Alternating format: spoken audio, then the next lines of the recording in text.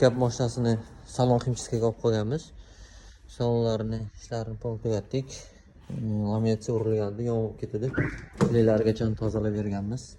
Slinkalarni yuvib shunaqa ideal holatga keltirib berdik.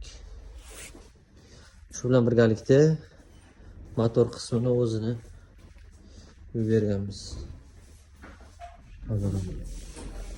12 so'p qo'yganmiz.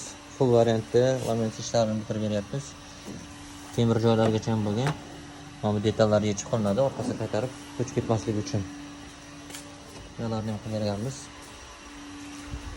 Pikapda polirovkalar davom etyapti. Xolos idealni qilib, uni ham chiqarib olamiz, bitirib.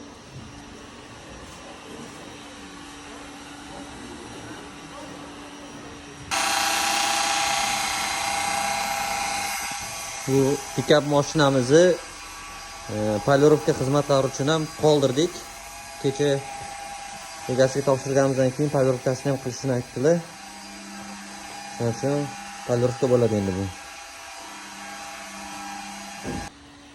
Polirovka buyog'lari bo'ldi, yarmi. Ya tarafi, old tarafi bo'lgan yo'q. Haqda. Bu ko'sli. Spark bagajlarning o'zida tiqir ovozlari bor ekan, shularni yo'q qilib beramiz, shumka qilib beramiz, xudo xolasa. Ko'pincha mana shunaqa Spark'ga o'xshagan bagajli mashinalarda ovoz chiqib qoladi orqasida.